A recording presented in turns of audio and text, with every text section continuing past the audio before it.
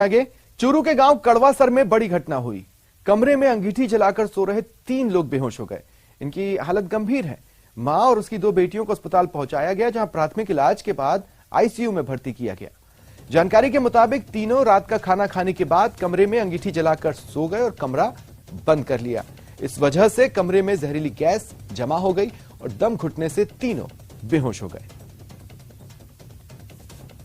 बुधराम प्रजापत है, गांव कड़वासर का, और खानो खा की और आपके कमरे में अंगीठी जला की चारों एक ही कमरे में सो गया।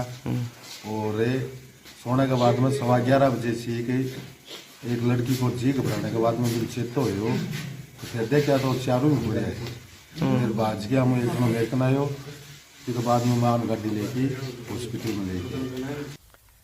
जयपुर में कांग्रेस का चिंतन शिविर जारी है। दूसरे दिन भी सीएम गहलोत मंत्रियों अफसरों से कामकाज का ब्यौरा ले रहे हैं।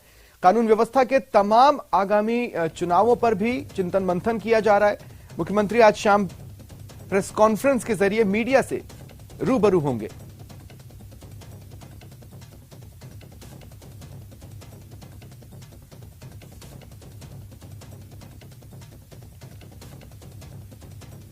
देखिए, कांग्रेस का ये चिंतन शिविर, सरकार का चिंतन शिविर, आखिर ग्राउंड रियलिटी क्या है? देखिए, सभी मंत्रियों से कहा गया था कि एक बार आप फील्ड पर दौरा कर आइए और देखिए कि योजनाएं किस तरह से डिलीवर हो रही हैं। ऐसे में सभी मंत्रियों ने अपने अपने विभागों के प्रेजेंटेशन भी बनाकर रखे हैं। कल भी हमने कई विभागों के प्रेजेंटेशन देखे और आज भी मंत्री कई अपने अपने विभागों के प्रेजेंटेशन दे रहे हैं। इसका मकसद बेहद सिंपल सा है कि अभी विधानसभा का बजट सत्र शुरू होने वाला है और ऐसे में विपक्ष जमीन से जुड़े और जमीनी हकीकत को बताने वाले मुद्दे उठाकर सरकार को घेरने की कोशिश करेगा। उससे पहले ही सरकार अपने स्तर पर तमाम तैयारी कर लेना चाहती है, ताकि जब भी योजनाओं के धरातल पर उतरने से जुड़े किसी मुद्दे पर विपक्ष घेरने की कोशिश करे तो वहीं से मंत्रियों द्वारा मिले फीडबैक के आधार पर उन्हें जवाब दिया जा सके। सहयोगी सचिन इस वक्त मेरे साथ फोन लाइन पर जुड़ रहे हैं। सचिन, अब तक की क्या हाइलाइट्स है आज के दिन की? देखिए, आज सबसे पहले यूडीए डिपार्टमेंट की जो है समीक्षा शुरू हुई थी। यूडीए डिपार्टमेंट जो है उसकी ओर से समीक्षा मंत्री जो है शांति धारीवाल जो है उन्होंने प्रेजेंटेशन दिया और अब उसके बाद में जो आरडीपीआर है, रूरल डेवलपमेंट पंचायती राज ग्रामीण विकास एवं पंचायती राज विभाग का प्रेजेंटेशन चल रहा है। मंत्री रमेश मीणा जो है प्रेजेंटेशन दे रहे हैं, उसकी समीक्षा चल रही है और इसके बाद में कानून व्यवस्था को लेकर समीक्षा की जाएगी मुख्यमंत्री अशोक गहलोत द्वारा और तकरीबन 5 बजे तक ये पूरा कार्यक्रम चलेगा। 14 विभाग आज हैं जिनकी समीक्षा की जाएगी, जिसके अंदर पर्यटन भी है, ट्रांसपोर्ट भी है और बड़े डिपार्टमेंट भी शामिल है। कल 17 विभागों की समीक्षा मुख्यमंत्री अशोक गहलोत ने की थी। आज सबसे पहले यूडीएच अर्बन डेवलपमेंट को लिया गया और अब आरडीपीआर की समीक्षा चल रही है। और सबसे जो खास बात यह है कि जब किसी भी विभाग की समीक्षा हो रही तो पूरा मंत्रिमंडल और मंत्रिपरिषद के जितने भी सदस्य हैं वो सभी मौजूद हैं। हालांकि कुछ मंत्रियों ने अपनी व्यस्तता की वजह से, अन्य कामों की वजह से यहाँ पे वो नहीं पहुंचे हैं, लेकिन लगभग हम कह सकते हैं कि सभी मंत्री मौजूद रहते हैं। तो ऐसे में अगर किसी मंत्री को किसी दूसरे विभाग को लेकर भी कोई सुझाव देना होता है या अपनी बात रखनी होती है तो वो भी अपनी बात यहाँ पर खुले तौर पर रख रहे हैं। ये सिलसिला कल से शुरू है। सभी लोग एक साथ बैठते हैं, सभी लोग चर्चा करते हैं और जब कोई सवाल पूछना होता है तो अधिकारी इसमें तुरंत जवाब देते हैं। और ये देखिए, पहला मौका है जिसके अंदर मंत्री प्रेजेंटेशन दे सीएम के सामने। अमूमन जो पिछला चिंतन शिविर अशोक गहलोत सरकार में हुआ था उसके अंदर सचिव जो है प्रेजेंटेशन देते थे, वो अपने विभाग की समीक्षा करते थे, अपने विभाग से जुड़ी तमाम तरह की चीजें बताते थे, रखते थे।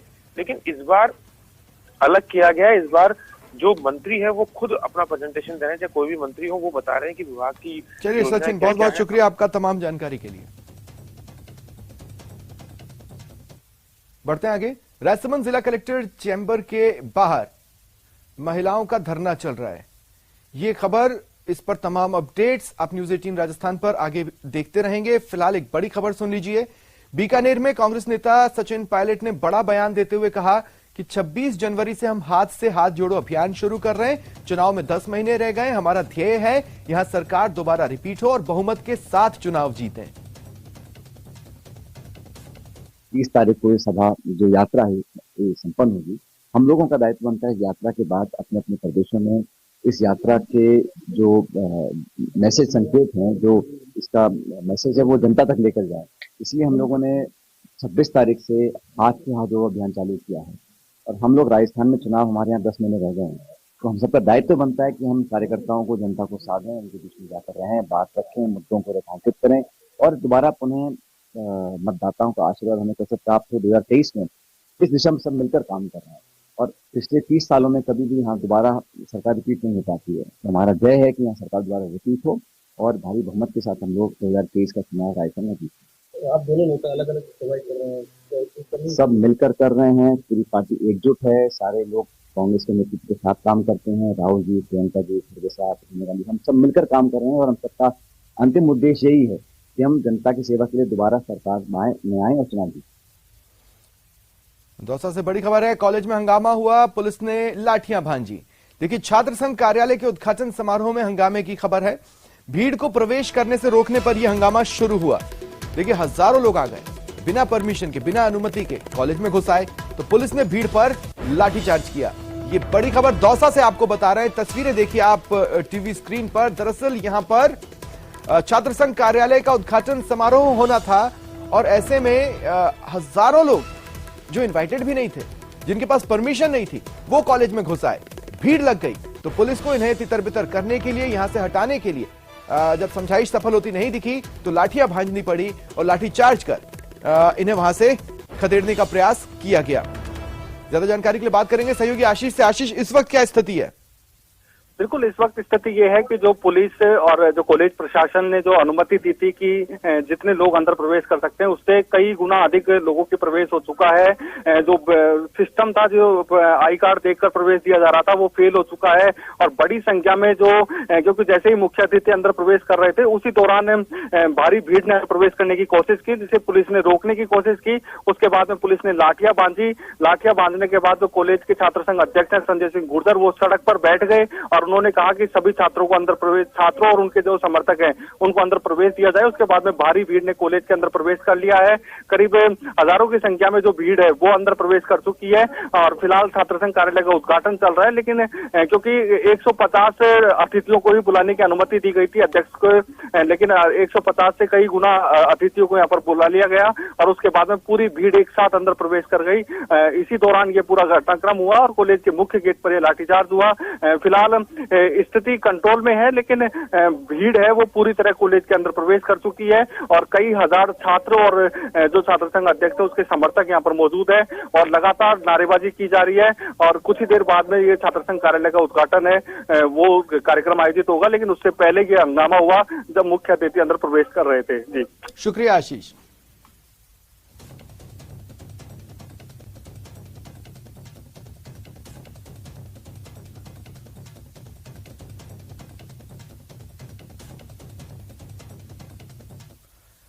राजसमंद से बड़ी खबर है। जिला कलेक्टर चैंबर के बाहर महिलाओं के धरने से जुड़ी ये खबर, जैसा कि आपको कहा था, इसके अपडेट सुन लीजिए। देखिए, शहरी रोजगार योजना में वेतन नहीं मिलने का ये महिलाएं आरोप लगा रही हैं। 3 महीने से वेतन नहीं मिलने की बात ये कह रही हैं।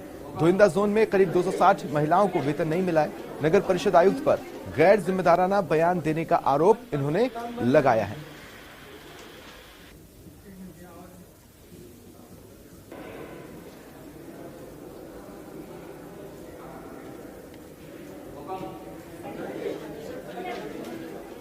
भरतपुर के कैथवाड़ा कस्बे में अस्पताल की बड़ी लापरवाही सामने आई।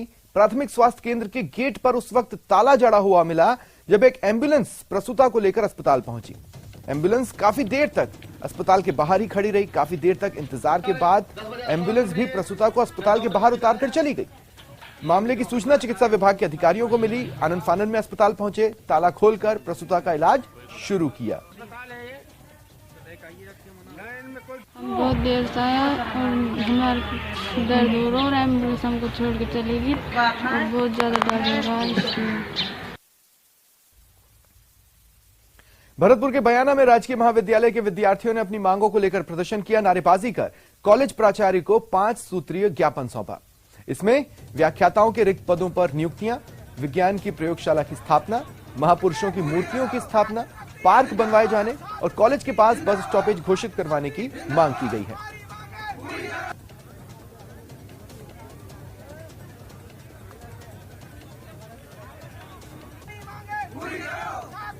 जिंदाबाद।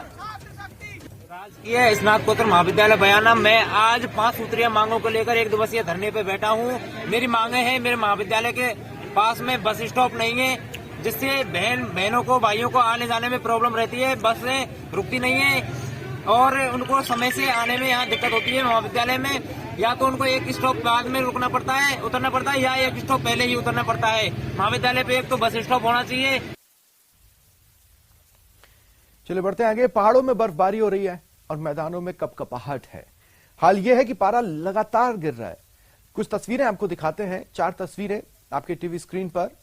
अब ये सर्दी के सितम को बताने के लिए काफी है। पहली तस्वीर श्री गंगानगर की, दूसरी दौसा की, तीसरी सीकर की और चौथी कोटा की। आप देखिए किस तरह से जहां पर चाय बन रही हो वहां से उठती लपटों से भी लोग हाथ सेकने पर मजबूर हो जा रहे हैं। गाड़ियों के ऊपर बर्फ की चादर सी जम गई है, खेतों में पाला पड़ रहा है और गाड़ियां रेंग रेंग कर चल रही है, क्योंकि शरीर पर लगने वाली हवा जिस तरह की ठंड का एहसास करा रही है उससे भगवान ही बचाए। और जोधपुर में भी ठंड का टॉर्चर देखने को मिला, लेकिन उससे पहले ये 2 तस्वीरें और देखिए आप किस तरह से पारा कई इलाकों में माइनस में है और ऐसे में जो पानी है वो बर्फ बन गया। देखिए ट्यूबवेल की स्थिति है।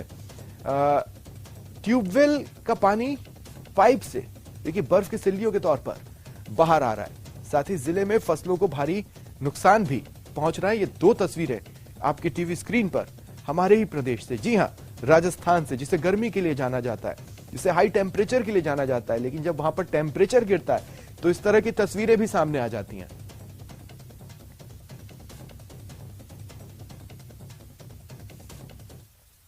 और सीकर में भी हाल कुछ जुदा नहीं है। सीकर जिले में सर्दी ने सारे रिकॉर्ड तोड़ दिए हैं। पिछले 4 दिन से लगातार तापमान माइनस में है। फतेहपुर मौसम केंद्र पर आज सुबह का तापमान -4.5 डिग्री दर्ज किया गया। आज सुबह खेतों में जगह जगह बर्फ की चादर दिखी। जहां भी पानी गिरा था जम चुका था। किसानों को सर्दी की वजह से बड़ा नुकसान हुआ है।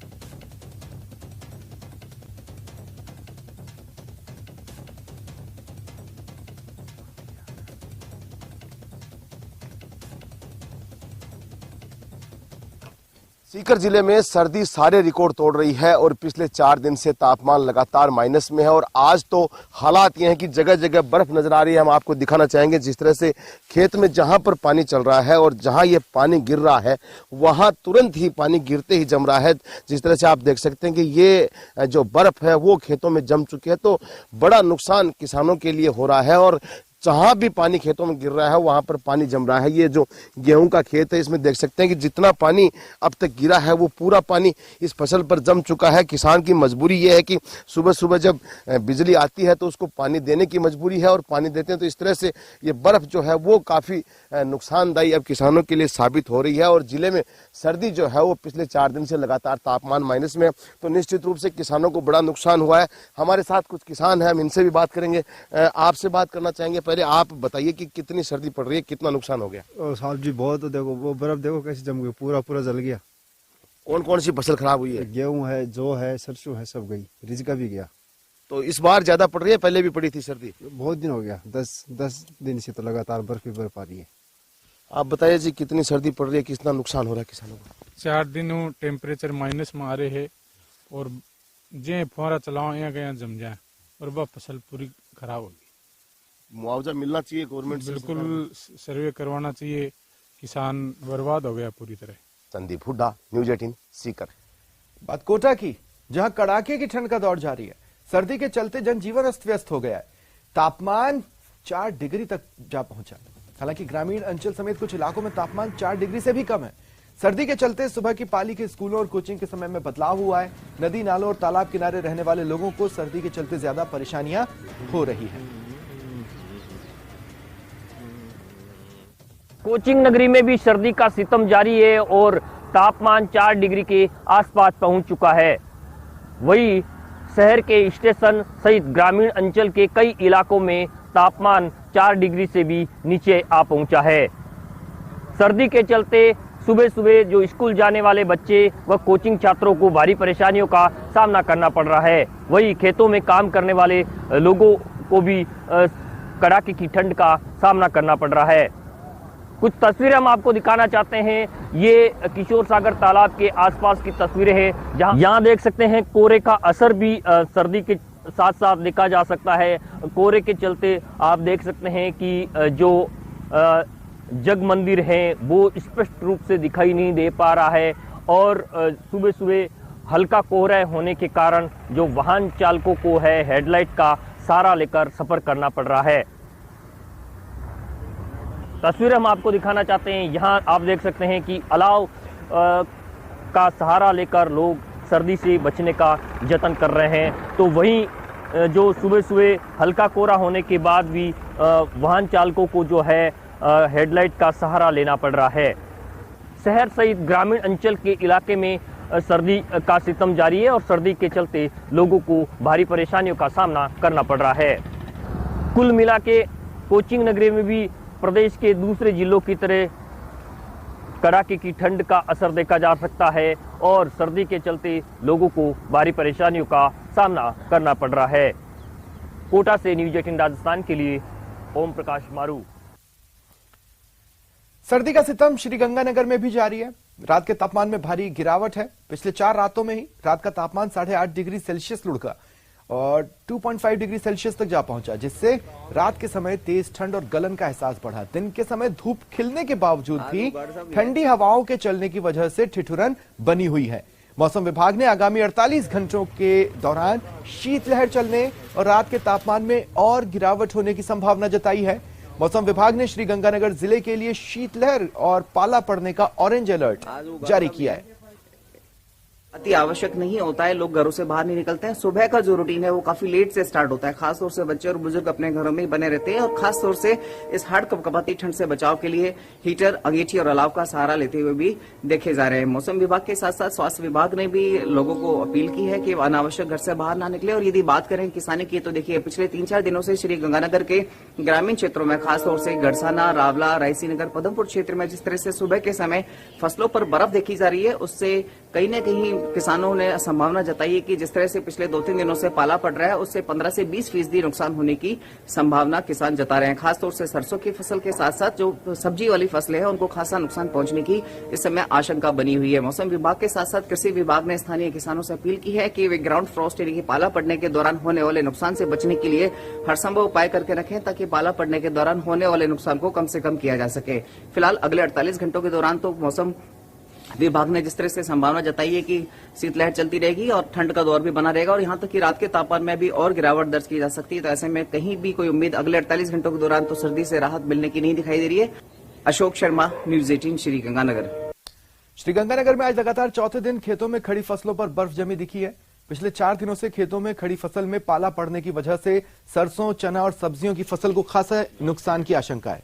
हालांकि मौसम विभाग और कृषि विभाग ने पाला की संभावना देखते हुए किसानों से यथासंभव उपाय करने की अपील की थी, ताकि पाला पड़ने की स्थिति में कम से कम नुकसान हो। किसानों का मानना है पिछले 3-4 दिनों में रात के समय फसलों पर बर्फ जमने और पाला पड़ने की वजह से 15 से 20% का नुकसान हो सकता है। वहीं कुछ गांवों में नुकसान का प्रतिशत कहीं ज्यादा है। 70% तो नुकसान हो गया है, ठीक है ना। और आज 30 दिन आपको कोहरे के पड़ते हुए और जिसमें जिनके डिग्गियों में पानी है, जिनकी डिग्गियां बनी हुई हैं, उनमें कुछ बचाव हो सकता है, बाकी नहीं। किसानों के लिए तो ऐसा है कि वो भी कोई ऐसा इंतजाम करें, कोई बर्फ ना जमे उनके फसलों को। वो मगर इतनी फसल होती है कि वो इंतजाम तो कर ही नहीं सकते, उनके लिए नुकसानदायक है ये बर्फ जमना। तो आने वाले समय में मेरे हिसाब से कनक और सरसों में तेजी आएगी।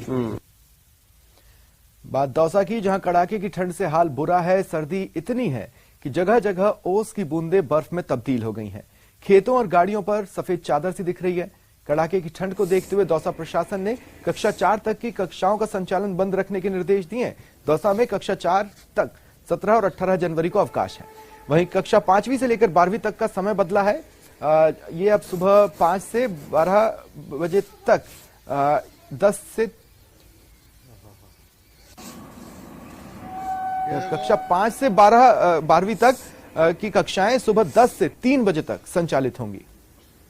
जिले में कड़ाके की ठंड का दौर जारी है। आज भी पारा जमाव बिंदु पर रहा। हम कुछ तस्वीरें दिखाने की आपको कोशिश करते हैं। यह एक कार है और इस कार पर जो बर्फ की जो चादर जमी है और जो बर्फ का पूरा किस तरह बर्फ पे जमा हुआ है, ये तस्वीरें आप देख सकते हो। ये दौसा जिले के ग्रामीण क्षेत्रों की तस्वीरें हैं। ऐसे में भारी जो ठंड है, कड़ाके की ठंड है, उससे पूरा जनजीवन प्रभावित हो गया है। और ये जो तस्वीरें हैं, ये कार के ऊपर रात को ये जो कार खुले आसमान के नीचे खड़ी हुई थी। ऐसे में यहाँ पर काफी बर्फ की जो चादर है वो देखने को मिली है। खेतों में भी बर्फ की चादर जमी हुई है। इधर सर्दी को देखते हुए जिला प्रशासन ने भी बड़ा फैसला लिया है। दौसा जिले में कक्षा 1 से 4 तक की जो कक्षाएं हैं वो आज से बंद रहेंगी, यानी 17 जनवरी और 18 जनवरी को कक्षा 1 से 4 तक का अवकाश रहेगा। वहीं कक्षा 5 से 12 तक की स्कूलें संचालित होंगी, लेकिन उनका समय सुबह 10 बजे से 3 बजे तक होगा। ऐसे में कड़ाके की ठंड के चलते पूरा जनजीवन प्रभावित है। आशीष शर्मा, न्यूज 18, दौसा। झुंझुनू में सर्दी का सितम जारी है। जिले में शीतलहर के चलते लगातार खेतों में पाला जम रहा है। पाले ने अन्नदाताओं की चिंता बढ़ा दी है। पाले की वजह से चने, जौ, गेहूं और सरसों की फसल में 40% से अधिक नुकसान का अनुमान है। सब्जी की फसलों में भी पाले की वजह से खासा नुकसान हुआ है। किसानों का कहना है इस बार भी मौसम की मार से फसलों का खराबा हुआ। सरकार को फसल खराबे की गिरदावरी करानी चाहिए। वहीं लगातार चल रही शीतलहर से जनजीवन प्रभावित है।